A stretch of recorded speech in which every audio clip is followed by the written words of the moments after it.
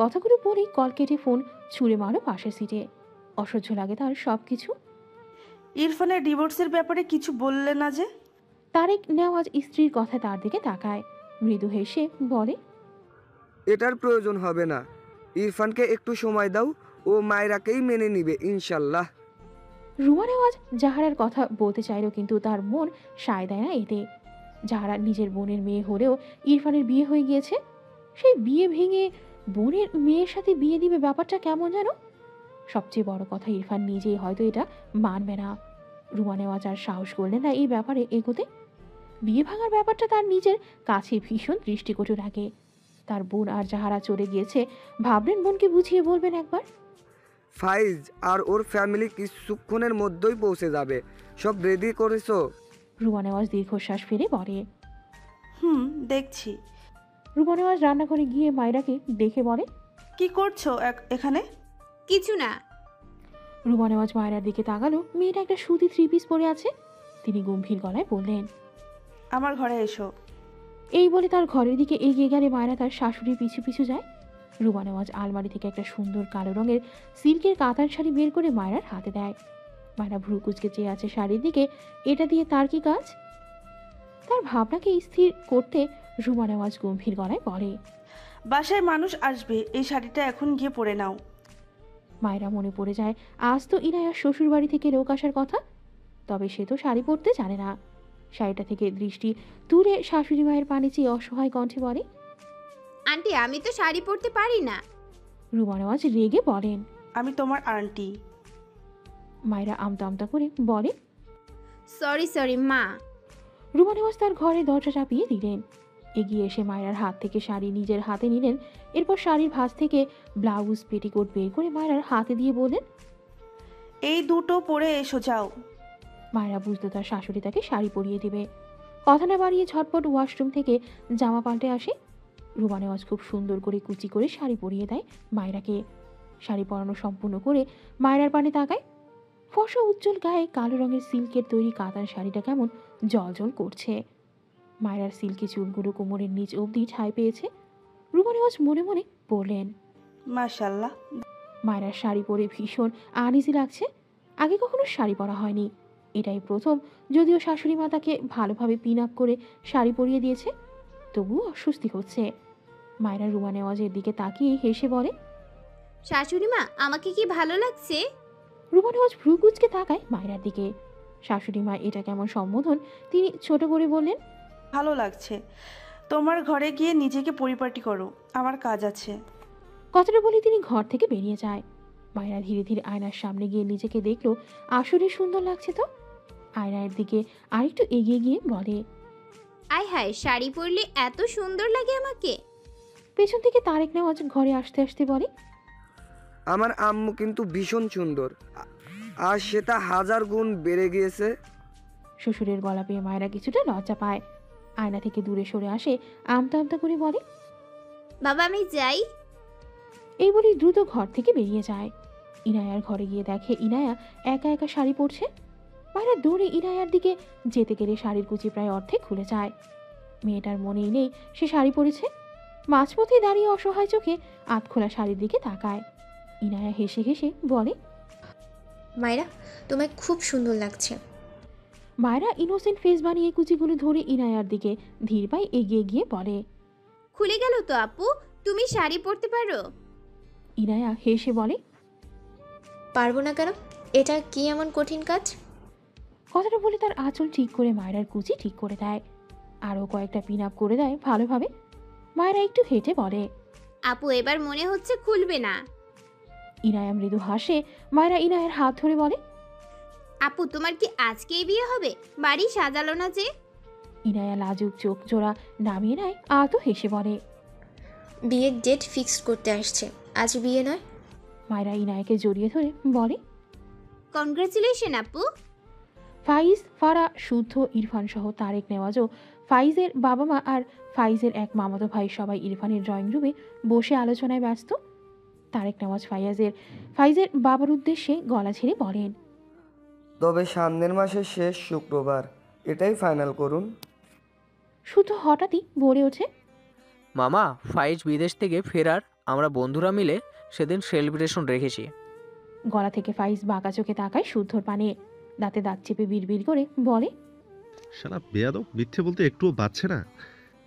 শুদ্ধরও রেগে বলে। না, বাঁধছে না। মির্জাফরের দল, বলছি তো তোর আগে আমি বিয়ে করব। আগে তোর বোনকে আমায় দে, এরপর আমার বোনকে পাবে। ফাইজ রেগে যায়, অপর পাশে বসা ইরফানের উদ্দেশ্যে বলে। তোর ভাইকে কিছু বল, আমি আর ওয়েট করতে পারবো না, বলে দিচ্ছি না। ইরফান বিরক্ত হয়ে ফোন স্ক্রল করছে। ফাইজ অসহায় চোখে তারেক নেওয়াজের দিকে তাকায়, পাশ থেকে শুদ্ধ বলে। আরও 2 মাস অপেক্ষা করুন মামা, ফাইজের কাজের খুব চাপ। ফাইজ রাগে হাতের আঙুল পাকায়, নিজেকে শান্ত করে গম্ভীর গলায় বলে। আমি একদম ফ্রি। আরে তোর ম্যানেজারের থেকে আমি সব শুনেছি, তুই 2 মাস আগে নিঃশ্বাস নিতে পারবি না। আমাদের বোন তো থাকছেই, ওকে অন্য কোথাও বিয়ে দিব না, নিশ্চিন্তে থাক। শুদ্ধর কথায় ফাইজের বাবা মা সহ তারেক নেওয়াজ ভ্রুকুচকে তাকায়। ফাইজ বসা থেকে দাঁড়িয়ে যায়, শুদ্ধকে টেনে বাইরের দিকে যেতে যেতে বলে। এক্সকিউজ মি, আসছি। শুদ্ধ আর চোখে ফারার দিকে তাকায়। ফারা শুদ্ধর দিকে চেয়েছিল। শুদ্ধ তাকারে দ্রুত চোখ সরিয়ে নেয়। শুদ্ধ ঠোঁট বাগিয়ে একটুখানি হেসে ফাইজের সাথে যায়। বাইরে বেরিয়ে ফাইজ শুদ্ধর কলার ধরে বলে। তোকে ছাড়বো না আমি, শুদ্ধ। শুদ্ধ রেগে ফাইজের হাত ঝাড়া দিয়ে সরিয়ে দেয়। কি ভেবে যেন হেসে পড়ে। তোকে 2 মাস সময় দিলাম, তোর বোনকে মানা, এরপর একসাথেই বিয়ে করব 2 জন। ফাইজ শুদ্ধকে ধাক্কা দিয়ে বলে। তোকে আমার বোন দিবই না। শুদ্ধ শার্টের ফোল্ড করা হাতা কিছুটা তুলে ফাইজের দিকে এগিয়ে এসে বলে। বিলিভ মি, আমি একটা ভদ্র ছেলে বলে তোর আর তোর বোনের ট্যারামি সহ্য করেছি। দুনিয়ার আর কোনো ভাই নেই, বোন ট্যারামি করলে ভাই হয়ে কানের নিচে দুধও লাগাতে পারিস না। ওকে আমি সিধে করব। তোদের ননির পুতুলকে আমি জাস্ট ছাড়বো না। 2 বছর হলো বসে বসে আঙুল চষছে, আর এখন তুই এসেছিস আমার বোনকে বিয়ে করতে। যৌবন শেষ হোক, এরপর তোকে আমার বোন দিব। যা, নয়তো এভাবেই ইয়ানার জন্য ওয়েট করতে করতে আমার মতো বুড়ো হয়ে যাবে। ফাইজ রেগে বলে। আমি ইনায়াকে আজকেই বিয়ে করাবো, ওয়েট। শুধু শান্ত চোখে চেয়ে থাকে কিছুক্ষণ। ফাইজের দিকে উল্টো করে কিছুটা এগিয়ে যায়, কিছুই বলে না। ফাইজ নিজেও দীর্ঘশ্বাস ফেলে, শুদ্ধর কাঁধে হাত রেখে বলে। আমি কি করব? শুধু রেগে ফাইজের হাত ঝাড়া মেরে সরিয়ে বলে। যা, বিয়ে কর।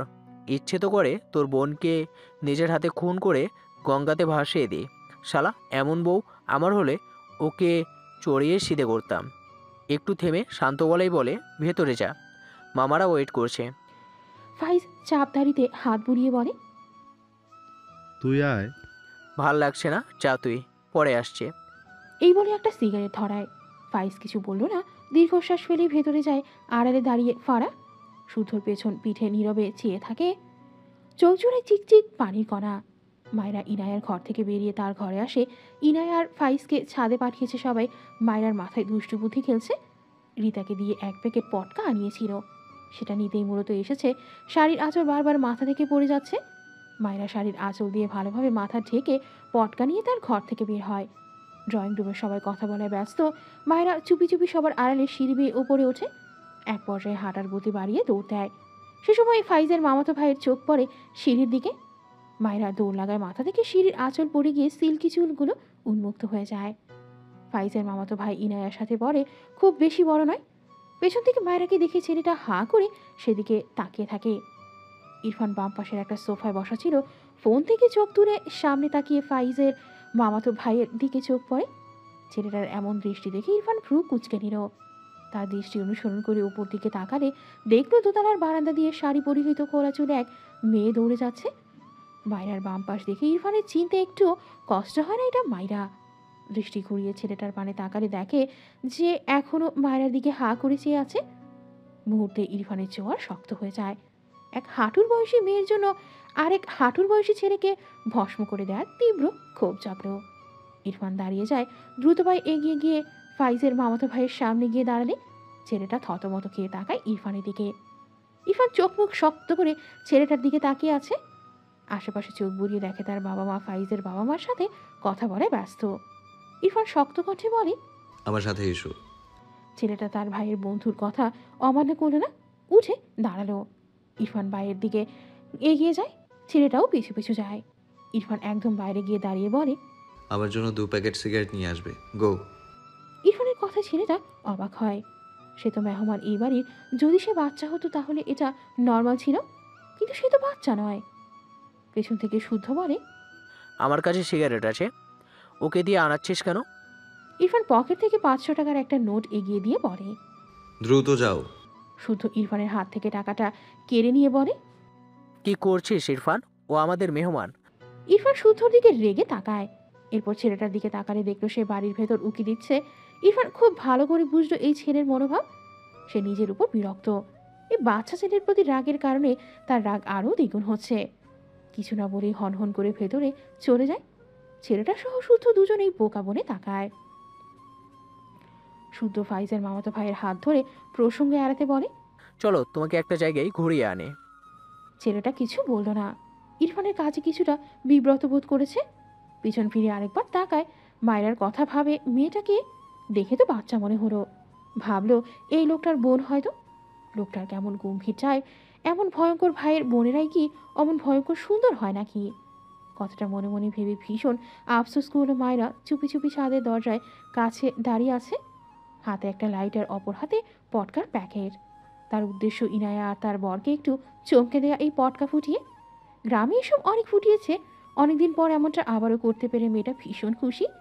ইনায়ার কথা ভেবে বেশি হাসি পাচ্ছে। ছাদের লাশ সিঁড়িতে দাঁড়িয়ে পটকা ছাদের মেঝেতে রেখে খুব মনোযোগ দিয়ে লাইটারের সাহায্যে পটকায় আগুন ধরিয়ে দূরে সরে দাঁড়ায়। পেছন থেকে গম্ভীর গলায় ইরফানের কণ্ঠ ভেসে আসে। এখানে কি করছো? মায়েরা ভয় লাফিয়ে ওঠে। সে সময় পটকা ফুটে যায় সে শব্দে, আর এমন অন্ধকারে ইরফানের গলা দুটো মিলিয়ে ভয়ে চিৎকার দিতে গেলে ইরফান মায়েরার মুখ চেপে ধরে। মায়েরা ইরফানের বুকে হেরে যায়। অন্ধকারে ইরফানের জল করা রাগান্বিত চোখ দেখে ঢোক গিরে। ওপাশ থেকে ইনায়ার চিৎকারের আওয়াজ ভেসে আসে। ইরফান দাঁতে দাঁত চেপে বলে, এখানে বাথরুমে করতে এসেছো স্টুপিড? মায়েরা ঢোক গিলেই দুদিকে মাথা নাড়ায়। মুখ থেকে ইরফানের হাত সরাতে চায়, ইরফান নিজেই হাত সরিয়ে নেয়। মায়েরা ভীত গলায় বলে, সরি সরি, কিছু বলবেন না প্লিজ। ইরফান বিরক্তির নিঃশ্বাস ফেলে মায়েরার হাত ধরে নিচে নামতে গেলে মায়েরা শাড়ি পরা অবস্থায় নামতে গিয়ে হিমশিম খেয়ে যায়। ভীত স্বরে বলে, ছাড়ুন আমায়, পড়ে যাবো তো আমি। কথা বলতে বলতে সত্যিই পড়ে যেতে নেয়। তার আগে ইরফান দু হাতে মায়েরাকে আগলে নেয়। রেগে বলে, হাঁটতে পারো না ইডিয়েট? মায়েরা কাঁদো কাঁদো মুখ করে বলে, শাড়ি পরে হাঁটতে পারছি না, ছাড়ুন, আমি ধীরে ধীরে নামছি। ইরফান বিরক্ত, চরম বিরক্ত মায়েরার কাজে। খুব ভালো করে বুঝেছে এই বাদর এখানে বাদরামি করতে এসেছে। একটু আগের শব্দটাই বাদরের করা কার সাথে সেটাও বুঝেছে। ইরফান দ্রুত মায়েরাকে করে তুলে ধূপধাপ পায়ে সিঁড়ি বেয়ে নামতে থাকে। মায়েরা হাঁ করে চেয়ে আছে, মোচড়ামুচড়ি করছে আর বলছে, আরে আমায় নামান, উফ আল্লাহ, ছাড়ুন আমায়। ইরফান মায়েরার কথা কানে নিল না। সিঁড়ি বেয়ে নেমে সোজা তার ঘরে গিয়ে মায়েরাকে নামিয়ে ঠাস করে ঘরের দরজা লাগিয়ে দেয়। মায়েরা ঘুরে মায়েরার দিকে শক্ত চোখে তাকায়। মায়েরা বারবার ঢোক গিলছে। পটকা ফুটানোর আওয়াজ তো পেয়েছে এই লোক, এখন তাকে কি করবে? মাথা নিচু করে ডান হাতের দিকে চোখ পড়ে দ্রুত সে হাত পেছনে লুকিয়ে ফেলে। ইরফান এগিয়ে এসে বলে, কি লুকাচ্ছ? বের করো। মায়েরা ঢোক গিলে বিনবিন করে বলে, না প্লিজ। ইরফান রেগে মায়েরার পেছনে হাত দিলে মায়েরা কয়েক পা পিছিয়ে গিয়ে দেয়ালের সাথে ধাক্কা খায়। ইরফান রেগে যায়। এই বাদর বাদরামি করার জিনিস লুকাচ্ছে তার থেকে, আবার যেন এসব বাদরামি করতে পারে। ইরফান এগিয়ে গিয়ে জোর করে মায়েরার পেছন থেকে জিনিসটা টেনে নিয়ে সামনে এনে তাকালে হতভম্ব হয়ে যায়। সাথে সাথে ছুঁড়ে ফেলে অদ্ভুতভাবে বলে, হোয়াটস রাবিশ। মায়েরা গলার সাথে থুতনি ঠেকিয়ে চোখ খিচিয়ে নেয়। ছাদে পটকা জ্বালিয়ে তার পাশেই তার ইনার পেয়েছিল। ছাদে কাপড় মেলে দিয়েছিল। বিকালে আনার সময় এটা কখন যে পড়ে গিয়েছিল বুঝতে পারেনি। তখন এটা পেয়ে হাতে তুলে নিয়েছিল। এই লোকটার সামনে আর কত লজ্জায় পড়তে হবে তাকে। হাত পা ছড়িয়ে কাঁদতে ইচ্ছে করছে। ইরফান মায়েরার দিকে কয়েক পা পিছিয়ে চোখ বুঝে ফোঁস করে শ্বাস ফেলে। এরপর মায়েরার দিকে তাকায়। কালো শাড়ির আবরণে লজ্জানত মেয়েটার দিকে বেশ কিছুক্ষণ গম্ভীর চোখে তাকিয়ে রইল। মায়েরা সেই যে মাথা নিচু করে চোখ বুঝে আছে। খোলা চুলগুলোর কিছু অংশ পিঠ ছড়িয়ে দু কাঁধ ছাড়িয়ে সামনের দিকে এসেছে। মেয়েটা দু হাত জমা করে সামনে কষটায়। ইরফানের মনে পড়ল সেই ছেলে মায়েরাকে এভাবেই রেখেছে। এত খোলামেলাভাবে দেখে নিয়েছে, মুহূর্তেই শান্ত চোখ জোড়া শক্ত হয়ে যায়। দাঁতে দাঁত চেপে বলে, শাড়ি পরেছো কেন? মায়েরা মাথা নিচু করে মিনমিন করে বলে। আপনার আম্মু পরিয়ে দিয়েছে। ইরফান আড়াআড়িভাবে দুহাত বেঁধে গম্ভীর গলায় বলে। শাড়ি খোলো। মায়েরা সাথে সাথে চোখ জোড়া মেরে তবে মাথা উঁচু করে না, মেঝের দিকে দৃষ্টি রেখেই ঠকিরে। ইরফান ধমকে বলে। বাংলা বোঝো না স্টুপিড? মায়েরা কেঁপে ওঠে, তার সত্যি সত্যি ভ্যাভে করে কাঁদতে ইচ্ছে করছে। ফাইজ এগিয়ে আসে ছাদের দরজার দিকে। এখান থেকেই তো কিসের আওয়াজ আসতো। ইনায়া ভয়ে মৃদু কাঁপছে, বারবার ঠোক গিলছে। ফাইজ ফোনের ফ্ল্যাশ জ্বালিয়ে দেখলো একটা পটকার প্যাকেট। ছেলেটা অবাক না হয়ে পারল না। এই বাসায় তো কোনো বাচ্চা নেই তার জানা মতে, তাহলে এই বাদরামিটা কে করলো? ফোন পকেটে রেখে ইনায়ের দিকে এগিয়ে সেই পকেট হতে হাত বাড়ায়। ইনায়া মাথা নিচু করে। ফাইজ আরও দুপা এগিয়ে আসে। ইনায়া চোখ বড় বড় করে তাকায়, কাঁপা কাঁপা কণ্ঠে বলে। এগোচ্ছেন কেন? ফাইজ ঠোঁট বাঁকিয়ে হেসে বলল। লিটল গার্ল, তুমি অনেক বড় হয়ে গিয়েছো। ইনায়া দৃষ্টি নামিয়ে এদিক ওদিক তাকায়। ফাইজ ভ্রু কুঁচকে বলে। তোমার কোনো ফ্রেন্ডকে দাওয়াত করেছো? ইনায়া দুদিকে মাথা নেড়ে বলে। না তো। তাহলে এইসব বাদরামি কে করেছে? পটকা ফুটিয়ে আমার হাফ বউয়ের হার্টবিট বাড়িয়ে দিয়েছে। ইনায়া পেছন দিকে আরেকটু চেপে যায়, আমতা আমতা করে বলে। মায়েরা হয়তো, ভাইয়ার বউ। ফাইজ দুহাত আড়াআড়িভাবে নিয়ে ডান হাতের দু আঙ্গুল গালে রেখে ভাবুক ভঙ্গিতে বলে। ইরফানের বাচ্চা মেয়ের সঙ্গে বিয়ে হয়েছে শুনেছি, কিন্তু এরকম মেয়ের সাথে? সিরিয়াসলি? ইরফানের বউ এরকম বাঁদর? আনবিলিভেবল। ইনায়া রেগে বলে। মায়েরা অনেক ভালো। ফাইজ ভ্রু কুচকে তাকায় ইনায়ার মুখের দিকে। মেয়েটার কপালে বিরক্তির ভাঁজ, খানিক রাগের আভা। ফাইজ গম্ভীর মুখে বলে। লিটল কুইন, আমাকে রাগ দেখাবে না, আমি রাগ ভাঙাবো, বুঝেছো? ইনায়া মাথা নিচু করে মুখ বাঁকিয়ে বিড়বিড় করে বলে। বয়ে গেছে আমার। কথাটা ফাইজের কানে পৌঁছেছে। মাঝের দূরত্ব ঘুচিয়ে নেয় আরেকটু। ইনায়া পেছাতে পেছাতে ছাদের রেলিংয়ে ঠেকেছে। ফাইজ ডান হাত রেলিংয়ের ওপর ভর করে রাখে, মাথা নিচু করে ঘাড় বাঁকিয়ে ইনায়ার মুখপানে তাকায়। নিজের মুখের সামনে ফাইজের মুখ দেখে ইনায়া চোখ বুঝে মৃদু স্বরে বলে। দূরে সরুন প্লিজ। ফাইজ এক পেশে হাসে, লো ভয়েসে বলে। বিয়ের পরের জন্য সব তুলে রাখছি লিটল কুইন, তুমি আমাকে ভীষণ জ্বালিয়েছো। এরপর আর একবার কল রিসিভ না করলে তোমার ভাবির পরীক্ষার ওয়েট করব না কিন্তু। কথাটা বলে ইনায়ার থেকে দূরে সরে দাঁড়ায় ফাইজ। পকেটে দুহাত গুজে আফসোসের সুরে বলে। আমি বুঝলাম না, আমাদের ছেলেদের কি বউয়ের সান্নিধ্য পাওয়ার অপেক্ষা করার জন্য জন্ম হয়েছে নাকি? আমি শুদ্ধ ইরফানের সব এক কেস। আমাদের জ্বালা কেউ বোঝে না। ইনায়া ভ্রু কুচকে নিল। ইরফান ভাইয়ার আবার অপেক্ষা কিসের? ও হয়তো মায়রাকে তাড়ানোর অপেক্ষার কথা বলছে। ইনায়ার মন খারাপ হয়। মায়রা কি তার ভাবি হয়ে সারা জীবন থাকবে না? মুখ ফসকে বলে। ভাইয়া বউকে ছাড়া অপেক্ষা করে। ফাইজ শব্দ করে হেসে দেয় ইনায়ার কথা শুনে। ইনায়া বোকা চোখে ফাইজের দিকে তাকায়। এমন পাগলের মতো হাসতে দেখে বিরক্ত হয়। সে কষ্টের কথা বলছে আর এই লোক হাসছে, অসহ্য। ফাইজ একটু পর নিজের হাসি চেপে বলে। Little queen, you are very silly girl. ইনায়ার চোখে মুখে বিরক্তি। সে তো সত্যিটাই বলল, এই লোক উল্টো তাকে বোকা বলছে। ফাইজ আবারও আফসোসের সুরে বলে। বোঝে না রে, বোঝে না, আমাদের দুঃখ কেউ বোঝে না। ইনায়া আর চোখে ফাইজের দিকে তাকায়। চাঁদের আলোয় ফাইজের আফসোস এর ভারে নুয়ে পড়া মুখটা দেখে ইনায়ার মায়া হলো। ফাইজ হঠাৎই ইনায়ার দিকে তাকালে ইনায়া থতমত খেয়ে যায়, চোখ নামিয়ে নেয়। ফাইজ বিস্তর হাসে, সময় ব্যয় না করে ইনায়ার পাশে দাঁড়ায়, তবে মাঝে এক চিমটি পরিমাণ দূরত্ব রেখেছে। পকেটে দু হাত রেখে ডান পা রেলিংয়ের সাথে ঠেকিয়ে ফিসফিসিয়ে বলে। হাফ বউয়ের লজ্জা ভাঙানোর জন্য অধীর আগ্রহে অপেক্ষা করছি। ইনায়া চোখ বুঝে নেয়। হৃদস্পন্দনের গতি বেড়েছে। ছাদ থেকে নামার উদ্দেশ্যে দ্রুত পায়ে এগোয়। কয়েক পা ফেললে ফাইজ ইনায়ার সামনে তার বাম পা রাখে। ইনায়া হোঁচট খেতে গিয়েও নিজেকে সামনে বলে ওঠে। আমাকে ছুঁবেন না। ফাইজের দুহাত পকেটে হবু বউয়ের কথায় ঠোঁট প্রসারিত হয়। দুপা পিছিয়ে ইনায়ার পেছনে দাঁড়ায়। ইনায়ার মাথা ফাইজের বুক সমান। ফাইজ ডান দিকে একটুখানি ঘাড় বাঁকিয়ে ঠোঁটের কোণে মৃদু হাসি লেপ্টে ডাকে। Be ready my little queen for a হালাল টাচ। ইনায়ার লজ্জায় কান গরম হয়। এখানে আর কিছুক্ষণ থাকলে তার সব শক্তি ফুরিয়ে ঠাস করে পড়ে যাবে। আর দাঁড়ায় না, দৌড় দেয়। এক দৌড়ে ছাদ থেকে সিঁড়িতে গিয়ে নামে। ফাইজ শব্দ করে হাসে, দুহাত তুলে টানা দিয়ে বলে, আহ, অপেক্ষা little queen, love you. Inaya ছাদের দরজা থেকে একবার পিছু ফিরে তাকায় হাস্যোজ্জ্বল ফাইজের পানে, কিছুটা গলা চড়িয়ে বলে, বখাটে পুরুষ। ফাইজ এক অন্ধকারে চেয়েই আবারও শব্দ করে হেসে বলে, ইয়োর পার্সোনাল। আমি কিছু বলেছি? মায়েরা এবার রেগে যায়। অসভ্য লোক তার সামনে শাড়ি খুলতে বলছে। চোখ তুলে ইরফানের পানে চেয়ে কোমরে দুহাত রেখে রেগে বলে, আপনি আসলেই অসভ্য। আমার মতো মাসুম বাচ্চার কাপড় খুলতে বলছেন? আপনার সামনে আমি শাড়ি খুলবো না, বুঝলেন? ইরফান রেগে মায়রার দিকে এগিয়ে আসে। মায়রা ভয় পেয়ে ডান দিকে কিছুটা হেলে দেওয়ালের সাথে চেপে দাঁড়ায়, মাথা নিচু, তবে আর চোখে ইরফানের দিকে দৃষ্টি রাখে। ইরফান মায়রার হাত ধরে নিজের দিকে ফিরিয়ে নেয়। মায়রা এলোমেলো দৃষ্টি ফেলে। লোকটা শুধু তার কাছে চলে আসে, আর তার ভেতরে হয় সুনামি। উফ!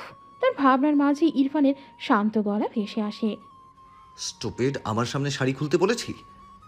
I know you are a little baby.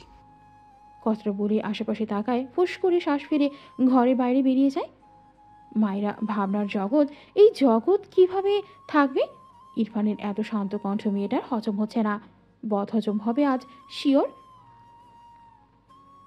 Irfan বাইরে বেরিয়ে আসতে ইনায়াকে দেখতে পায়।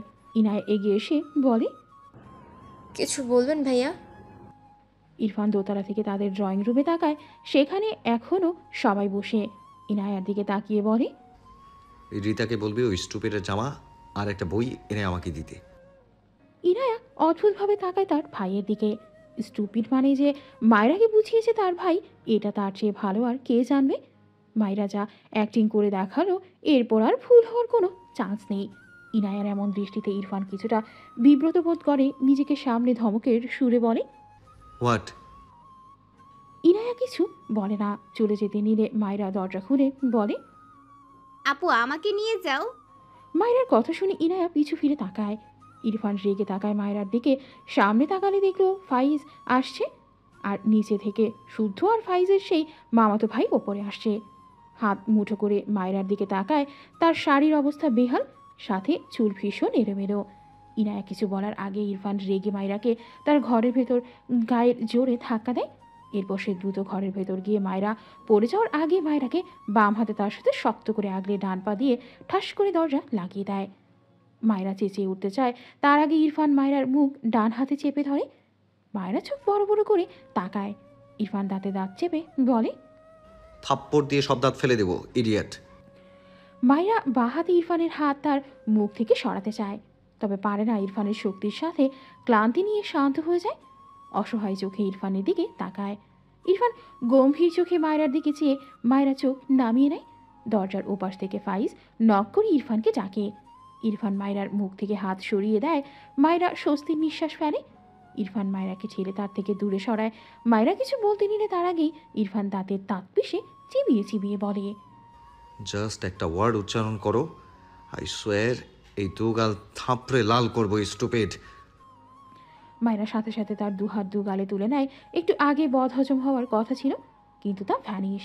এই লোকের আসল পরিচয় এটাই। তখন হয়তো ভূতে ধরেছিল, তাই স্বাভাবিকভাবে কথা বলেছিল। ইরফান বা হাতে মায়রার ডান হাতের বাহু ধরে বাম দিকে ঠেলে সরিয়ে দেয়। এরপর দ্রুত তার ঘরের দরজা খুলে বেরিয়ে বাইরে থেকে দরজা লক করে দেয়। মায়রা অসহায় মুখে বন্ধ দরজার পানে চেয়ে থাকে। এমন বন্দি জীবন তার ভালো লাগে না। অসহ্য লোক একটা। ইরফানকে দরজা লক করতে দেখে ফাইজ বলে, তোর ঘরে চল, আমি রেস্ট নেব। ইরফান গম্ভীর গলায় বলে, গেস্ট রুমে চল। সারা জীবন তো তোর রুমে এসে রেস্ট নিলাম, আজ আবার নতুন নিয়ম কেন? বাদ দে, একটু শুতে দে। বিয়ের পর আর আসবো না, তখন বউয়ের ঘরই আমার ঘর। দেখি সর সামনে থেকে। কথাটা বলে দরজা খুলতে গেলে ইরফান রেগে ফাইজের বুকে হাত দিয়ে ঠেলে দাঁতের দাঁত চেপে রাগান্বিত স্বরে বলে, আমায় রাগাস না, গেস্ট রুমে যা। ফাইজ অবাক হয়, এই ঘরে কি গুপ্তধন আছে নাকি? জীবনে তো এমন করেনি। বউ তো এই ত্রিসীমানায় থাকে না, থাকলেও তো কেউ এমন করে না। ফাইজ বিরক্ত হয়ে বলে, কি নাটক শুরু করলি? রিতা হাতে মাইরার একটা 3 পিস আর একটা বই নিয়ে দাঁড়ায় ফাইজের পাশে। ইরফান হাত বাড়ালে রিতা বিনা বাক্যে কাপড় বই ইরফানের হাতে দেয়। ফাইজ ভ্রু কুচকে তাকিয়ে থাকে ইরফানের হাতের বই আর জামার দিকে। দৃষ্টি সরিয়ে ইরফানের দিকে অদ্ভুতভাবে তাকিয়ে বলে, একটু বুঝবি আমায়? বিলিভ মি, আমি তোর আচরণে নিজেকে গুড়িয়ে ফেলছি। ইরফান কিছুই বলল না। দরজা খুলে ভেতরে ঝুঁকে ফাইজের মুখের উপর দরজা লাগিয়ে দিল।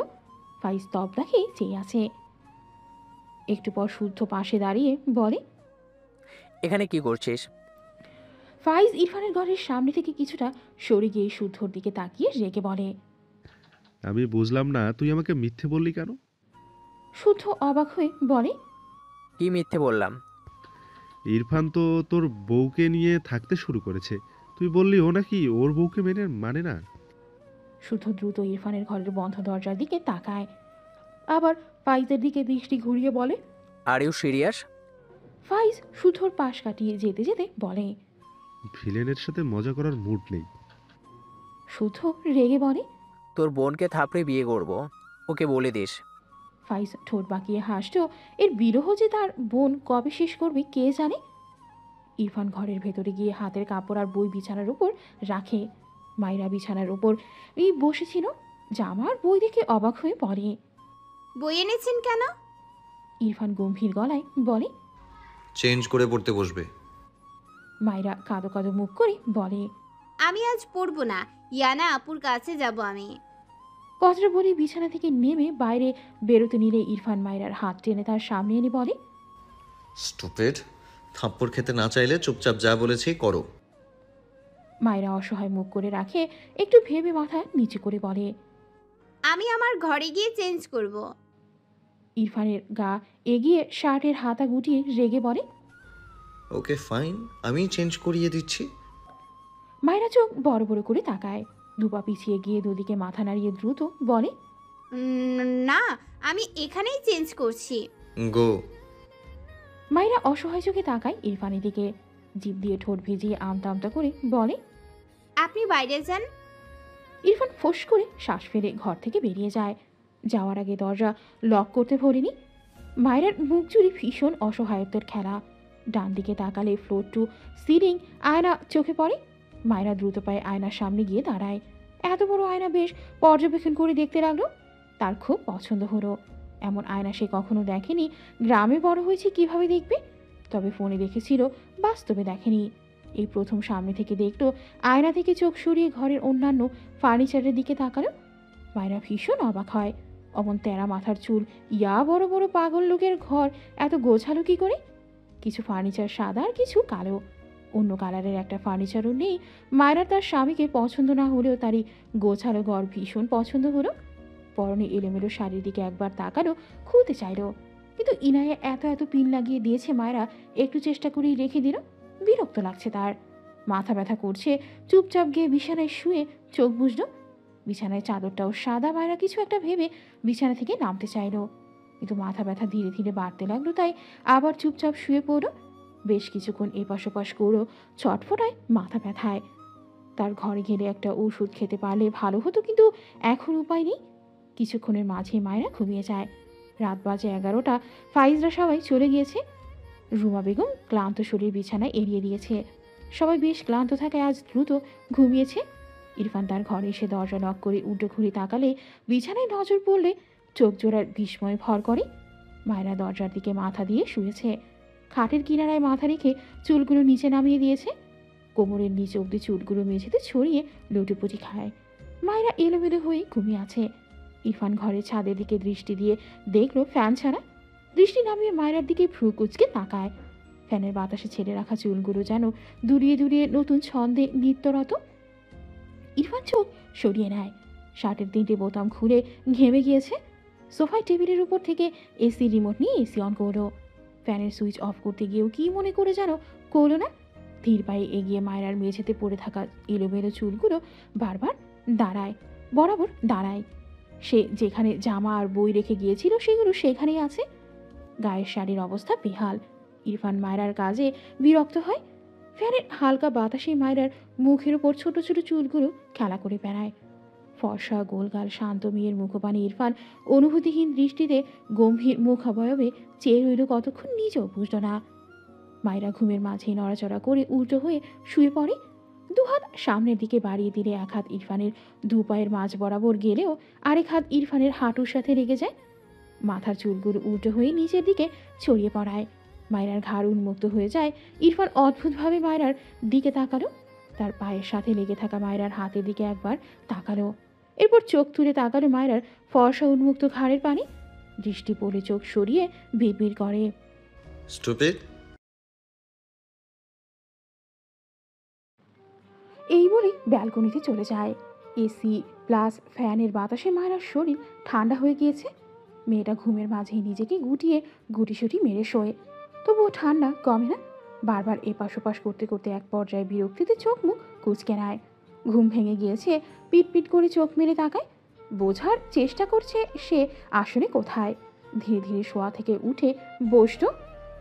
দেয়াল ঘড়িতে চোখ পড়ে দেখে 11:30 প্রায় বেজে গিয়েছে। মায়েরা চোখ বড় বড় করে তাকায়। আশেপাশে তাকালে ইরফানকে না দেখে দরজার দিকে তাকালো। এই লোক কি এখনো আসেনি ভাবলো।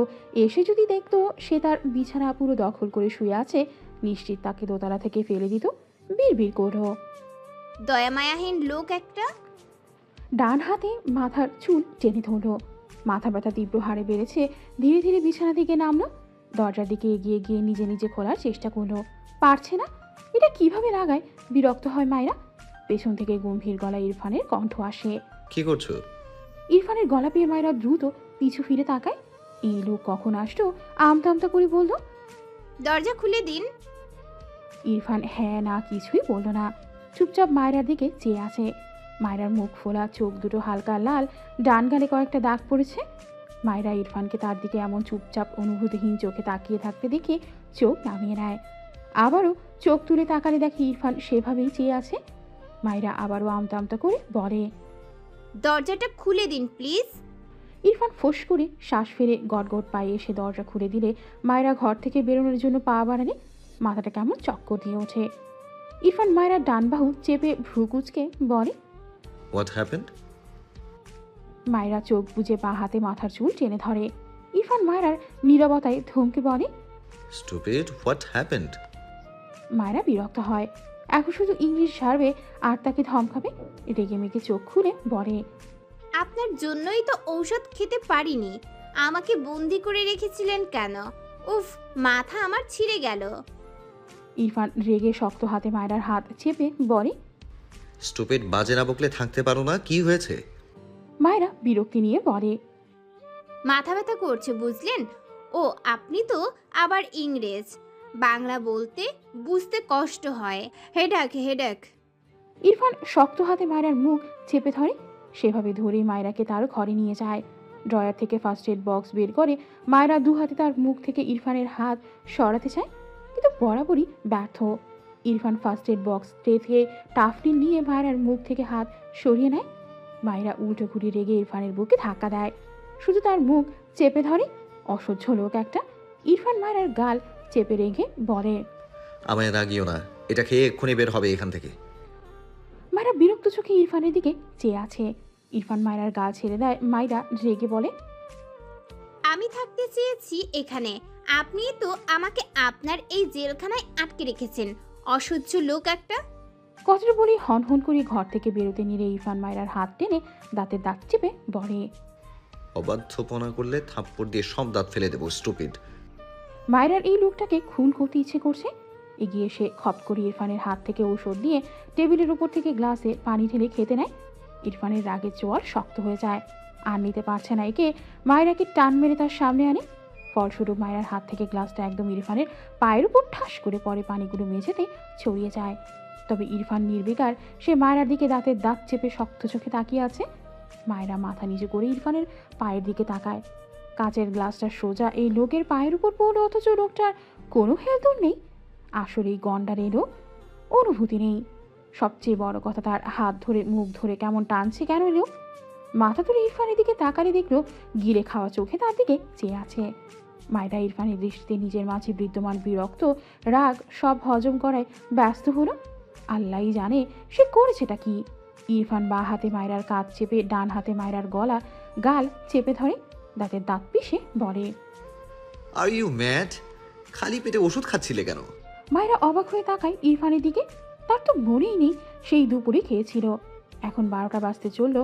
মাঝে ক্ষুধা লেগেছিল কিন্তু খায়নি, আর এখন এমন খালি পেটে ওষুধ খেতে যাচ্ছিল, বিড়বিড় করে। নিজে পাগল তাই আমাকেও পাগল বলছে। চোখ নামিয়ে মিনমিন করে বলে। মনে ছিল না। ইরফান মায়রাকে ছেড়ে রেগে বলে। বক বক করি তো পেট ভরিয়ে ফেলো, মনে থাকবে কি করে? স্টুপিড। মায়রা বিরক্ত চোখে তাকায় ইরফানের দিকে। বক বক করে আবার কার পেট ভরে, যত সব আজগুবি কথা। উল্টো ঘুরে যেতে নিলে ইরফান আবারও মায়রার হাত শক্ত হাতে চেপে রেগে বলে। আবার কোথায় যাচ্ছ? মায়রাও রেগে ইরফানের দিকে তাকায়। তার হাত আর মুখ ব্যথা বানিয়ে দিয়েছে অসহ্য। ইরফান রাগী চোখে মায়রার দিকে চেয়ে আছে। মায়রা হতাশার শ্বাস ফেলে অসহায় কণ্ঠে বলে। দয়া করে ছাড়ুন, আমার প্রচন্ড মাথা ব্যথা করছে, কিছু খেয়ে ঔষধ খাবো। ইরফান থতমত খেয়ে মায়রার হাত থেকে ছেড়ে গম্ভীর গলায় বলে। ও ইয়া শিওর, গো। মায়রা নিচে নেমে চারদিকে অন্ধকার দেখে। সবাই ঘুমিয়েছে বোধহয়। খাবার যে কোথায় সে তো জানে না। বোধহয় কোথায় খুঁজবে। টেবিলে তো পানি ছাড়া কিছুই নেই। মিটিমিটি আলোর মাঝে মায়রা চেয়ার টেনে বসল। এরপর 2 গ্লাস পানি খেয়ে নিল। তৃতীয় গ্লাস পানি ঢালার সময় পাশ থেকে ইরফানের কণ্ঠ পায়। থাপ্পড় খাওয়ার জন্য এত উতলা? মায়রা ধরফর করে চেয়ার থেকে উঠে দাঁড়ায়। কয়েক হাত দূরত্বে দাঁড়ানো ইরফানকে ঝাপসা দেখল। মায়রা ভ্রু কুঁচকালো। ওপর থেকে নিচে আসলো কখন? ইরফান দাঁতে দাঁত চেপে বলে। খাবার কই? মায়রা মিনমিন কণ্ঠে বলে। খুঁজে পাইনি। ফ্রিজ চেক করেছিলে? মায়রা ভাবে তাই তো। আসলে তার ঘুম পাচ্ছে। টেবিলে থাকলে ঝটপট খেয়ে নিত। আবার কে খুঁজতে যাবে, তাই পানি খেয়ে পর পেট ভরিয়ে ওষুধ খেতে চাইছিল। মায়রার চুপ থাকায় ইরফান আরও রেগে যায়। ধমকে বলে। Answer me stupid. মায়রা কেঁপে ওঠে। এই লোকটা তার পিছু ছাড়ছে না কেন? অসহ্য একটা। বিড়বিড় করতে করতে ফ্রিজ খুলে দেখতে পায় একদম সামনেই একটা প্লেট। ইরফান ডাইনিংয়ের লাইট জ্বালিয়ে দিয়েছে।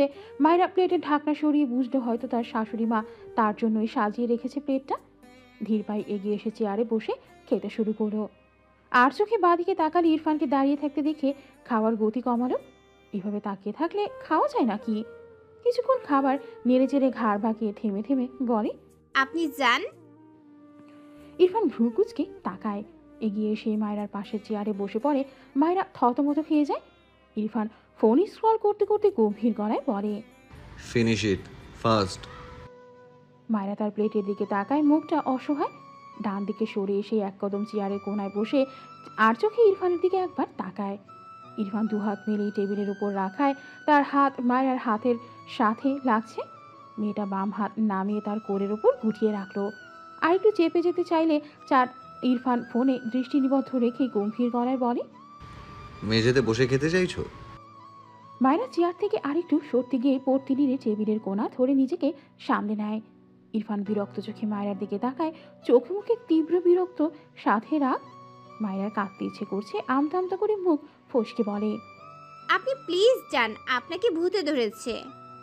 ইরফান দাঁতে দাঁত চেপে বলে। হোয়াট? মায়রা কেঁপে ওঠে। এরই মাঝে ইরফানের ফোনে কল আসলে ইরফান দৃষ্টি সরিয়ে ফোনের দিকে তাকায়। এরপর চেয়ার থেকে উঠে প্যান্টের পকেটে ডান হাত গুঁজে দাঁড়ায়। বাঁ হাতে কল রিসিভ করে কানে ফোন ধরে সিরিয়াস হয়ে কথা বলতে থাকে। মায়রা একটু স্বস্তি পায়। দ্রুত গপাগপ করে খেয়ে খাবার শেষ করে। তার ভয় লাগছে। ভাবছে ইরফানের উপর কোনো জিন ভর করেনি তো। এর চেয়ে ঠাস ঠাস করে মেরে দেওয়া ইরফানই ভালো, কম ভয় লাগতো। কিন্তু এখন জিনের কথা ভেবে মায়রার প্রাণ যায় যায় অবস্থা। খাবার শেষে ওষুধটা খেয়ে এক দৌড়ে তার ঘরে গিয়ে দরজা লাগিয়ে দেয় মায়রা। তার মনে হচ্ছে ইরফানকে জিনে ধরেছে, নয়তো তার এতবার মুখ ফসকে পাগল বলায় আল্লাহ তার কথা কবুল করে নিয়েছে। তাই ইরফান তার সাথে অস্বাভাবিক আচরণ করছে। ইরফান কথা বলার মাঝেই দেখলো মায়রার দৌড়ানি। ফোন কেটে গম্ভীর চোখে মায়রার ঘরের বন্ধ দরজার পানে চেয়ে রইল কিছুক্ষণ। বিড়বিড় করলো। স্টুপিড বাঁদর। এরপর ডাইনিংয়ের লাইট অফ করে 2 সিঁড়ি পরপর দ্রুত পায়ে উপরে উঠে যায়। ফাইজের বাবা মা গ্রামে গিয়েছে। বাড়িতে ফাইজ আর তার বোন ফারা। ফাইজ, শুদ্ধ আর ইরফান ফাইজের রুমে বসে কথাবার্তা বলছে। যদিও ইরফান চুপচাপ প্রয়োজনে 2 একটা কথা বলছে। নয়তো চুপচাপ ফোন স্ক্রল করে। ফাইজ শুদ্ধ তাদের মতো কথা বলছে। ইরফান কেমন এটা তো তাদের কাছে নতুন না। ফাইজ হঠাৎ বলে ওঠে, ইরফান, তোর বাচ্চা বউকে নিয়ে থাকতে শুরু করলি যে? ফাইজের কথায় ইরফান চোখ তুলে তাকায়, ভ্রু কুঁচকে বলে, হোয়াট? গতকাল আমাকে এজন্যই তোর ঘরে যেতে দিলি না? আই মিন তোর বউ ছিল বলে? ঠিক বললাম না? ইরফান শান্ত চোখে ফাইজের দিকে চেয়ে একটু পর দৃষ্টি সরিয়ে তার হাতে থাকা ফোনে মনোযোগ নিবদ্ধ করে বিরক্তি কণ্ঠে বলে ওঠে। I don't like her. শুদ্ধ ইরফানের কথা শুনে হাসল। ফাইজ হেসে বলে, আমি বুঝলাম না আমার হবু শ্বশুর শাশুড়ি ইরফানের নাম সাদিক রাখলো না কেন? ইরফান তো ভয়ঙ্কর সত্যবাদী, শুধু মুখে যা বলে কাজের সাথে মেলে না। ইরফান রেগে তাকায় ফাইজের দিকে, দাঁতে দাঁত চেপে বলে, ফুল স্টপ দিয়ে দে, নয়তো থাপ্পড় খাবি। কথাটা বলে কানে ব্লুটুথ গুঁজে নেয় শুদ্ধ। ভ্রু কুঁচকে বলে, ইরফানের কেস কি বুঝাতো? আমি ওর আগামাথা বুঝি না। ফাইজ দুহাত টানা দিয়ে বলল, তোর কাছে ওর কাহিনী শুনে ভেবেছিলাম বউ বাচ্চা বলে মেনে নিচ্ছে না। এখন মনে হচ্ছে ও জানেই না ওর সবচেয়ে অপছন্দের মেয়েকে দিল দিয়ে দিয়েছে, কিন্তু সেটা এখনো নিজে বুঝতে পারছে না, অথবা বুঝতে পারলে নিজেকে দাবানোর চেষ্টা করছে। কারণ বাচ্চা মেয়েকে ভালোবাসলে ওর নিজের কাছেই মানিজ্যত থাকবে না ওর মতে। এরই মাঝে ফারা হাতে একটা ট্রেতে কফি নিয়ে আসে। প্রথমে ইরফানকে দেয়। ইরফান বিনা বাক্যে কফির কাপ নিয়ে তাতে চুমুক দেয়। এরপর ফারা ফাইজকে কফির কাপ দিয়ে লাস্ট কাপ টেবিলের উপর রেখে ঘর থেকে বেরিয়ে যায়। শুদ্ধ দেখলো সবটা। ফারা বেরিয়ে গেলে শুদ্ধ উঠে দাঁড়ালে ফাইজ ভ্রু কুঁচকে বলে, কোথায় যাচ্ছিস? শুদ্ধ ফাইজের সামনে দাঁড়িয়ে বলে, তোর বিয়ে পেশাতে। ফাইজ শুদ্ধর হাঁটু বরাবর লাথি দিতে নিলে শুদ্ধ পিছিয়ে যায়। রেগে বলে, তোর ঘাটটারা বোনকে সোজা করতে যাচ্ছি, চেনেও ঢং করিস কোন লজ্জায়? বোনের হবু জামের সঙ্গে ভিলেনগিরি করতে বাধে না? আসলে লাজ লজ্জা নেই তোদের দুই ভাই বোনের। একজন বিয়ে করতে পাগল, আরেকজন আমাকে ফিরিয়ে দিতে। ফাইজ রেগে গেল শুদ্ধর কথায়। এই বেয়াদবটা সারাদিন তার বোনের জন্য তার হবু বউটাকে টেনেও খোঁটা দেয়। ফাইজ হাতের কাপ ঠাস করে টেবিলে রেখে উঠে দাঁড়ালো। শুদ্ধর দিকে এগিয়ে গিয়ে বলে, ফিরিয়ে দিতে লজ্জা থাকা লাগে না। ছেঁচড়ার মতো ঘুরে বেড়ায় যারা, ওদের লজ্জা লাগা উচিত, কি বুঝলি? শুদ্ধ মাথার চুল টেনে ধরলো। তাকে ছ্যাঁচড়া বলেছে। মেজাজ বিগড়ে গেল। রেগে বলল, ইরফানের বউ এর এক্সামটা শেষ হোক, এরপর বোঝাবো আমি ছ্যাঁচড়া নাকি তোরা দুই ভাই বোন। শালা তোদের দুটোর আমার সাথে ভিলেনগিরি করেই দিন যায়। ইরফানের কানে ব্লুটুথ। শুদ্ধ আর ফাইজের মাঝে এই এক টপিক নিয়ে নিয়মিত এমন কথার কাটাকাটি হয়। ইরফান এদের সাথে থাকলে বেশিরভাগ সময় কানে ব্লুটুথ লাগিয়ে রাখে। ফাইজ বিরক্ত হয়ে ইরফানের দিকে তাকিয়ে বলে, আরেক রোবট বসে আছে। আরে দুজনের মাঝে দ্বন্দ্ব লাগলে থামানো লাগে, আর একে দেখ, রোবটকে একটা শিক্ষা দিলেও সে সেটা মানে। আর এ শালা মানুষ হয়েও রোবট প্রো ম্যাক্স। ইরফান শুনলই না এদের কথা। শুধু টেবিল থেকে কফি কাপ তুলে নেয় ডান হাতে, আর বাঁ হাতে ফাইজের হাত টেনে বাইরে নিয়ে যেতে যেতে বলে, আয় তোকে দেখাচ্ছি কে ছ্যাঁচড়া। আমি নাকি তোর ননির পুতুল ডাইনি বোন। ফাইজ শুদ্ধর পিঠে থাপ্পড় দিয়ে বলে, খবরদার আমার বোনকে ডাইনি বলছিস তো। শুদ্ধ পাত্তা দিল না। ফারা ডাইনিংয়ে মন মরা হয়ে বসেছিল। তার ভাই আর ফাইজকে দেখে অবাক হয় ফারা। শুদ্ধ দ্রুত পায়ে এসে ফারার সামনে দাঁড়ায়। চোখের পলকে গরম কফি নিজের ডান হাতের ওপর ঢেলে দেয়। ফারা চোখ বড় বড় করে তাকায়, শব্দ করে ডাকে, শুদ্ধ ভাই। ফাইজ নিজেও অবাক হয়েছে। কফি চুলা থেকে নামিয়েই ফারা দিয়ে এসেছিল। ফাইজ নিজেও খেয়ে আসলো মাত্র শুদ্ধর পাগলামিতে ছেলেটা রেগে যায়। ফারা টলমল চোখে চেয়ে থাকে শুদ্ধর লাল দগদগে হয়ে যাওয়া লাল হাতটার দিকে। শুদ্ধ হাত ঝাড়া দেয় খুবই আলতোভাবে। বাম হাত চুলের ভাঁজে চালিয়ে মৃদু হেসে বলে, ফারা এক গ্লাস পানি খাওয়াও তো, তৃষ্ণা পেয়েছে। ফারার চোখ থেকে পানি গড়িয়ে পড়ে। সে উঠে দাঁড়ায়, তার দৃষ্টি শুদ্ধর পুড়ে যাওয়া হাতটার দিকে। শুদ্ধ রেগে ফাইজের দিকে তাকিয়ে পড়ে। কি পাষাণ বোন বানিয়েছিস দেখ, এক গ্লাস পানি দিতেও কিপটামি করে। ফাইজার বোনের দিকে তাকালো। ফারার হাতের ওপর কয়েক ফোঁটা পানি। দীর্ঘশ্বাস ফেলে ফারা কেঁদে দিয়ে বলে, ভাইয়া, শুদ্ধ ভাইয়ের হাতে ওষুধ লাগিয়ে ব্যান্ডেজ করে দাও। শুদ্ধ হেসে বলে, শিব, এই হাত ব্যান্ডেজ করানোর জন্য তোর বোন এখন কেমন ছ্যাঁচড়ামি করে দেখ। ফাইজ কিছু বলল না, উঠে ঘুরে তার রুমে গেল। এদের কথা বলা উচিত সে উদ্দেশ্যে ফাইজ স্থান ছাড়ো। শুদ্ধ ফারার সামনে এগিয়ে যায়। ফারা ডাইনিং টেবিলে চেয়ারে বাঁকা হয়ে বসা। শুদ্ধ ফারার সামনে হাঁটু মুড়ে বসে মরিন হেসে বলে, ফারা, তুমি কেন বিশ্বাস করো না আমি তোমায় ভালোবাসি? ফারা টলমলো চোখে শুদ্ধর দিকে চোখ খুলে তাকায়, ভাঙা গলায় বলে। হাতে ব্যান্ডেজ করতে হবে শুদ্ধ ভাই। শুদ্ধ দীর্ঘশ্বাস ফেলে বলে, ফারা, আমার হাত জ্বালা পোড়া হচ্ছে না, বিলিভ মি। ডান হাতের সাহায্যে বুকের বাঁ পাশে ইশারা করে বলে, এখানে ভীষণ চলছে। ফারা দু হাতে মুখ লুকিয়ে ফুপিয়ে ওঠে, ভাঙা গলায় বলে, আমি অনেক প্রমাণ পেয়েছি শুদ্ধ ভাই। তুমি মিশকা আপু বিয়ে ভেঙে দিয়েছো। তোমাদের অনেক ক্লোজ পিক ছিল। শুদ্ধ রাগান্বিত স্বরে বলে, সে আমার খালাতো বোন ছিল, এজন্য এসব হয়েছে। এর পিছনে আর কোনো কারণ নেই। আমি কি করলে বিলিভ করবে তুমি? আমার ভালোবাসা তোমার কাছে নাটক লাগে, বিয়াদব মেয়ে? ফারা ফুপিয়ে ওঠে। শুদ্ধ ফোঁস করে শ্বাস ফেলল। আবার রেগে যাচ্ছে। ফারা নিজেকে সামনে দু হাতে চোখ মুছে বলে, শুদ্ধ ভাই হাতটা ব্যান্ডেজ করো প্লিজ। মিশকা আপু বললে তো ঠিকই শুনে নিতে। শুদ্ধ বসা থেকে দাঁড়িয়ে যায়। রাগের চোটে ওরা ডান হাতটা দিয়ে টেবিলের উপর শব্দ করে পাঁচ মারে, চিৎকার করে বলে, মিশকা মিশকা মিশকা, আরে ওর বয়ফ্রেন্ড জুটে গিয়েছিল, এজন্য হেল্প করতে গিয়েছিলাম। ফারা নাক টেনে বলে, হ্যাঁ সেই বয়ফ্রেন্ড তো তুমি। শুদ্ধ রাগে ফারহার গালে থাপ্পড় মেরে দেয়, চিৎকার করে বলে, তুই ভালোবাসার যোগ্যই না। বালের পাত্রে ভালোবাসা ঢালছি এতদিন ধরে। ফারা ঝাপসা চোখে শুদ্ধর দিকে তাকায়। চেয়ার থেকে উঠে দাঁড়িয়ে পিছু ফিরে যেতে নিলে শুদ্ধ ফারার হাত টেনে দাঁতে দাঁত চেপে বলে, এসব বালের পাত্রেই আরও ভালোবাসা ঢালবো? ভুলো ভেবো না ক্লান্ত হয়ে বিরহের গান গেয়ে বলবো, পাখি যাও চলে যাও। ওইসব আমার দ্বারা হবে না। এত উদার না আমি। বিরহের গান গাইতে ইচ্ছে করলে গান গেয়ে এরপর তোমায় নিয়ে বাসর ঘরে ঢুকবো, বুঝলে? তুমি আমার বউ হবে, আমারই। It's final. কথাগুলো বলে ফারহের হাত ছেড়ে দেয়। ফারা ঝাপসা চোখে শুদ্ধর দিকে আরেকবার তাকায়। শুদ্ধ গম্ভীর গলায় বলে, ঘরে যাও। ফারা অপেক্ষা করে না, দৌড়ে তার ঘরে চলে যায়। ফাইজ ঘর থেকে বেরিয়ে আসে, পাশে ইরফান। ফারাকে থাপ্পড় মারা দেখছে তারা। ইরফান দ্রুত পায়ে এসে শুদ্ধর কলার ধরে দাঁতে দাঁত চেপে বলে, ফাইজের বোনকে এইভাবে মারছিস কেন? শুদ্ধ ইরফানকে ধাক্কা দেয়। মেজাজ বিগড়ে গিয়েছে। ইরফান রাগ বিরক্ত ঢেলে বলে, মেয়েদের সাথে ঢলাঢলি করে এসে ওর বোনকে মারছিস কেন? আগে মনে ছিল না? শুদ্ধ অবাক হয়ে বলে, আরে তুইও আমাকে বিলিভ করছিস না? আমি বড় বোন ভেবে বেশি ফ্রি ছিলাম মিশকা আপুর সাথে। ইরফান গম্ভীর গলায় বলে, ডিসগাস্টিং এর ভালোবাসা তোদের। খেয়ে দেয়ে কাজ না থাকলে যা হয়। কথাটা বলে বিরক্ত হয়ে বাড়ি থেকে বেরিয়ে যায়। এসব আজগুবি লাগলো তার কাছে।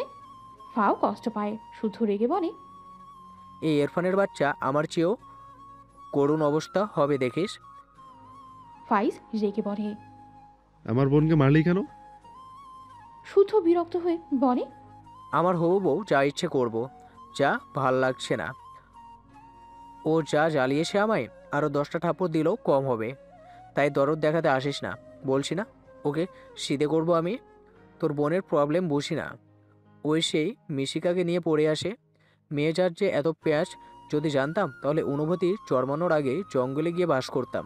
তোর বোনের জন্য জীবনটা তেজপাতা হয়ে যাচ্ছে। টারামিও করবে, রেগে মারবো আমি। দাগ পড়বে ওর গালে, বুক পুড়বে আমার। ভাইয়া শুদ্ধ ভাইয়ের হাতে ব্যান্ডেজ করে দিয়েছো? ফাইজ তার ঘর থেকে বেরিয়ে ফারার ঘরে এসেছিল। মেয়েটা তাকে দেখে কেমন উতলা হয়ে কথাটা বলল। ফাইজ মৃদু হেসে বলে, ও হাতের সেবা করতে যেতে নিষেধ করেছে। ফারা রেগে বলে, তুমি কেমন বন্ধু? নিষেধ করেছে আর বাবু হয়ে বসে আছো? ফাইজ ফারার বিছানায় শুয়ে চোখ বুঝে বলে। ঘুম পেয়েছে, ডিস্টার্ব করিস না।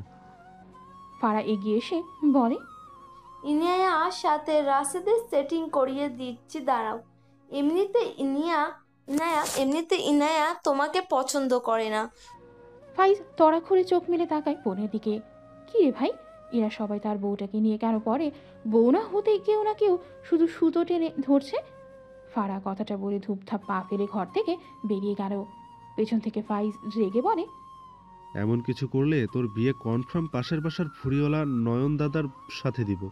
বেয়াদব বোন, বড় ভাইকে বয়ফ্রেন্ডের চিকিৎসা করাতে বলে, না করলে তার বউ নিয়ে টানাটানি করে। আসলে মানুষের সাথে থেকে লজ্জা উঠে যাচ্ছে দিন দিন। ফারা চলে গেলে তার চোখ বুঝে আসলো ফাইজ। শুদ্ধ আর ফারার ঝামেলা মেটানোর একটাই স্কোপ করতেই শুদ্ধর হাত ব্যান্ডেজ করেনি সে। কিন্তু তার বোন যে জেদি, সত্যি সত্যি তার বউয়ের পেছনে লাগবে না তো? লাগলে সেও শুদ্ধকে অন্য মেয়ের সাথে বিয়ে দিয়ে দিবে।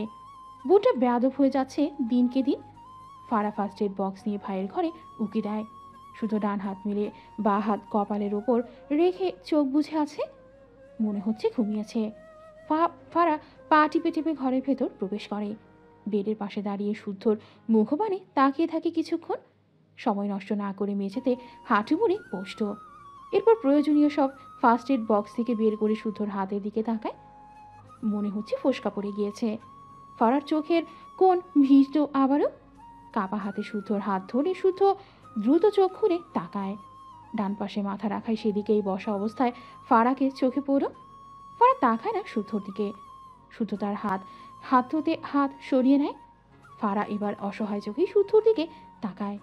শুদ্ধ গম্ভীর মুখে ফারার দিকে চেয়ে থাকে কিছুক্ষণ, এরপর চোখ সরিয়ে নিয়ে বলে, তোমার ঘরে যাও। ফারা নাক টেনে করুণ সুরে ডাকে। শুদ্ধ ভাই, চোখ বুঝে নেয় এই মেয়ে এমনভাবে ডাকে যেন বলবে চলো এক্ষুনি বিয়ে করিনি। কিন্তু এই তেরা আসে আগলা দরদ দেখাতে, আর আসে তাকে দুর্বল করে দিতে। ফারার আবারও একই সুরে কণ্ঠ ভেসে আসে। শুদ্ধ ভাই, শুধু চোখ বুঝেই শান্ত গলায় বলে, হাতটা দাও প্লিজ, ব্যান্ডেজ করেই চলে যাব।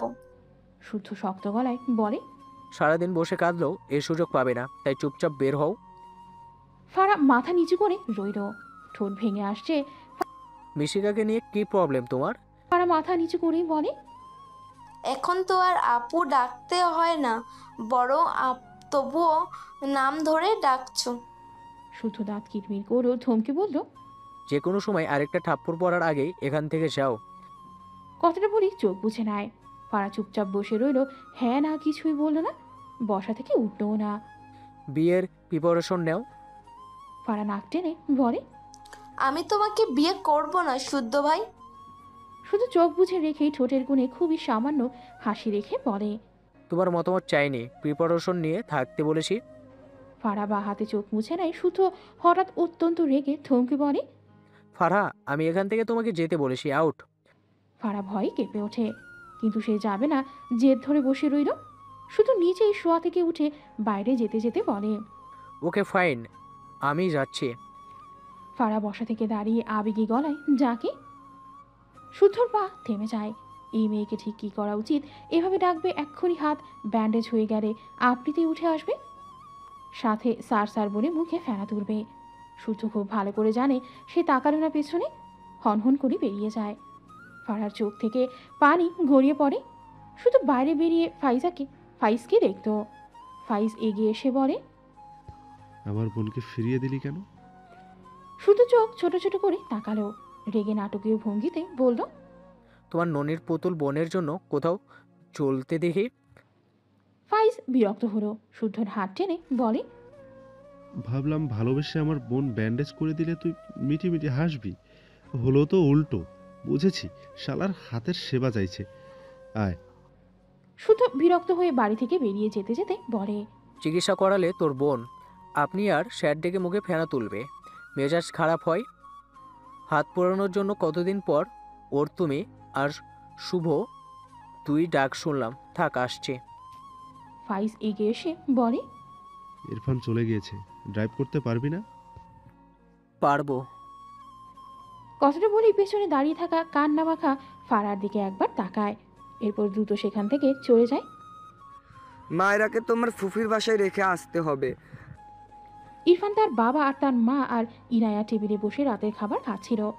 তারেক নেওয়াজের কথা ইরফান কিছু বলল না, মাথা নিচু করে খাওয়ায় মনোযোগ দিল।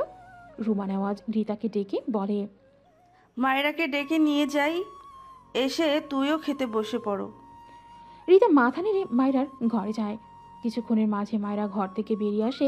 রিতা রুমা নেওয়াজের পাশের চেয়ারে বসে পড়ে মায়রা দাঁড়িয়ে থাকে। ইরফানের পাশের চেয়ারটা একমাত্র ফাঁকা। ইরফানের দিকে আর চোখে তাকায়। রুমা নেওয়াজ মায়রার দিকে তাকিয়ে বলে, কি হলো, বসছো না কেন? শাশুড়ির কথায় মায়রা ধীর পায়ে এসে ইরফানের পাশের চেয়ারে বসে পড়ে। কাপা হাতে প্লেটে ভাত বেড়ে নেয়। ইরফান মাথা নিচু করে আর চোখে মায়রার হাতের দিকে তাকায়, বিরক্ত হয়। এর মেয়ের হাত কাঁপছে তার উপস্থিতিতে, এটা তার ধারণার বাইরে নয়। মায়রা ধীরে ধীরে খাওয়া শুরু করে। ইরফানের খাওয়া শেষ। উঠতে নিলে তারেক নেওয়াজ আবারও বলে, আমি তোমাকে কিছু বলছি ইরফান। ইরফান তার বাবার দিকে তাকিয়ে বলে। তুমি নিয়ে যাও। তারেক নেওয়াজ ভ্রু কুঁচকে বললেন, আমার কাজ আছে, তোমাকেই যেতে হবে। ইরফান ফোঁস করে শ্বাস ফেলে বলে। কবে যেতে হবে? তারেক নেওয়াজ মায়রার দিকে তাকিয়ে বলে। কতদিন আগে যেতে যাও আম্মু? মায়রা খাবার মুখে নিয়ে অবাক হয়ে বলে। কোথায়? তারেক নেওয়াজ হেসে বললেন, তোমার এক্সামের আর 3 দিন আছে, এসএসসি দিবে না? মায়রা বুঝলো তার গ্রামে যাওয়ার কথা বলছে, মাথা নেড়ে বলল। কালকে যাই। তারেক নেওয়াজ ইরফানের দিকে তাকিয়ে বলে, তোমার ফুফুর বাড়ি রেখে আসবে মায়রাকে, ওর বাবার বাড়ি নয়, বুঝেছো? ইরফান ভ্রু কুঁচকে তাকালো। বাবার বাড়ি থাকতে তার ফুপুর বাড়ি কেন? ব্যাপারটা তার কাছে অদ্ভুত লাগলো। সাথে রুমা নেওয়াজ, ইনায়া দুজনেও অবাক হলো। তবে তারেক নেওয়াজ কিছু বলল না। তারাও কেউ কিছু জিজ্ঞেস করলো না। মায়েরা বুঝলো তাকে ইরফান রাখতে যাবে। আমতা আমতা করে শ্বশুরের দিকে তাকিয়ে বলল, বাবা, আপনি রেখে আসতে পারবেন না? তারেক নেওয়াজ হেসে বলল, আমার কাজ আছে আম্মু। মায়েরা মন খারাপ করে খাবারে মন দিল।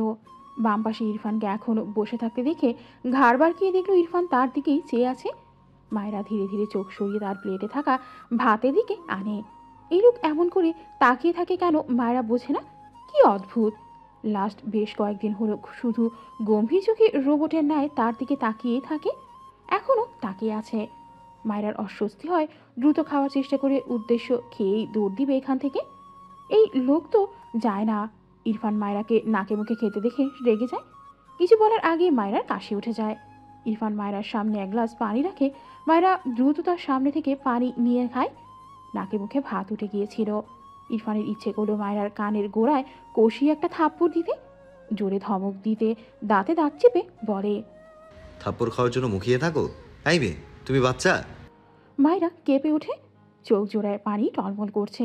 না, ধমক খেয়ে নয়, খাবার নাকে মুখে উঠেছে বলে। ইরফান আর মায়রার দিকে সবাই চেয়ে আছে। মায়রা সবার দিকে অসহায় চোখে তাকালো। সবাই মায়রার দিকে আর ইরফান মায়রার দিকে। মায়রা আর চোখে ইরফানের দিকে তাকায়। এই লোকটা তাকে দিন দিন রাত অত্যাচার করে মারে। উফ, আগেই ভালো ছিল, দুটো থাপ্পড় মেরে হাওয়া হয়ে যেত, আর এখন পাশে বসে উল্টে পাল্টে ভাজে। মায়রা ধীরে ধীরে ইরফানের দিকে তাকায়, জিভ দিয়ে ঠোঁট ভিজিয়ে বলে, আপনি যান। ওয়াই? মায়রা তার সামনে বসা ইনায়ের দিকে তাকিয়ে কাঁদো কাঁদো মুখ করে বলে। আপু, তোমার এই তার শাশুড়ির দিকে তাকিয়ে থেমে যায়। তার ছেলেকে কিছু বলে আবার তাকে ধমক খেতে হবে। অতঃপর মেকি হেসে বলল, আপু, তোমার খাওয়া শেষ হয়েছে? ইনায়া তার ভাইয়ের দিকে তাকায়। ইরফান চোখ মুখ শক্ত করে মায়রার দিকে চেয়ে আছে। খাওয়ার আগে বারবার কথা বলছে, আর তার ভাই মায়রাকে এখনো যে থাপ্পড় মারেনি এই ঢের। ইশারায় দেখালো চুপচাপ খাও। মায়রা বিরক্ত হয়ে বলে, তোমার ভাইয়াকে আমি ভয় পাই না, বুঝলে? সব সময় আমায় ভেজে খাওয়ার ধান্দায় থাকে। তোমার ভাইকে। ইরফান গমগমে গলায় ধমক দেয়। Shut up! কানের কাছে এমন রাম ধমক খেয়ে মায়রা চোখ বুঝে কেঁপে ওঠে। তারেক নেওয়াজ গম্ভীর মুখে চেয়ে আছে। রুমা নেওয়াজের চোখে বিরক্তি। ইরফান দ্রুত উঠে গটগট পায়ে চলে যায়। এরপর রুমা নেওয়াজ সহ তারেক নেওয়াজ ঘরে চলে যায়। তারেক নেওয়াজের মুখে হাসি ছিল। ঘরে গেলে তার স্ত্রী বিরক্ত হয়ে বলে, তোমার আবার কি হলো? ছেলে, ছেলের বউ, এখন তুমিও সব জুটেছে পাগলের দল। তারেক নেওয়াজ কিছু বলল না। একটু পর আফসোসের সুরে বলে, আমার ছেলেটা আমার মতো হতে পারলো না। আমি তোমাকে এখনো ভালোবাসি বলে ভেবে দেখো। রুমা নেওয়াজ কটমট চোখে স্বামীর পানি চাইলেন। তোমার ছেলের বউ যেমন বাচাল, তোমার ছেলে প্রয়োজনেও কথা বলে না। বিয়ের আগে দেখনি এই মেয়ে এত কথা বলে? 2 মেরুর 2 জন জুড়ে দিয়েছ। ইরফান এমনই, ওর পাশে যাহারা বসে এভাবে খাবার খেয়ে গলায় বাঁধলে বা এমন বাচাল হলে ধমক খেয়ে বসে থাকতো। বেশি ভাবা বাদ দাও, নয়তো দেখবে তোমার ছেলে মেয়েটাকে হঠাৎই ওর বাপের বাড়ি রেখে এসেছে একেবারে। তখন তুমি শ্বশুর হয়ে ছ্যাঁকা খেয়ে বসে থাকবে। তারেক নওয়াজের মুখ চুপসে যায়। ইরফানের মা মিথ্যে কিছু বলেনি। কপালে চিন্তায় ভাঁজ পড়ে। যদি নেগেটিভ কিছু হয় তাহলে সে নিজেকে কখনো ক্ষমা করতে পারবে না। ছেলেটার এমন খাপছাড়া স্বভাব এতদিন মানলেও আজ কেন যেন তিক্ত লাগলো। মায়েরার সাথে খারাপ কিছু হলে এর মাত্রা বাড়বে, বই কমবে না। মায়েরা রেডি হয়ে দাঁড়িয়ে আছে। ইরফানের খবর নেই তো। কোথাও বেরোতে গেলে মেয়েদের নাকি লেট হয়, আর এখানে ইরফানের লেট হচ্ছে। মায়েরা হাতের ব্যাগ নিয়ে ঢং করে এপাশ ওপাশ করে হাঁটছে। আপাতত কেউ নেই ডাইনিংয়ে। চুপ থাকার মেয়ে তো সে নয়। ইরফান ওপর থেকে নেমে এসে মায়েরাকে এভাবে একা একা ঘুরতে দেখে বিরক্ত হয়।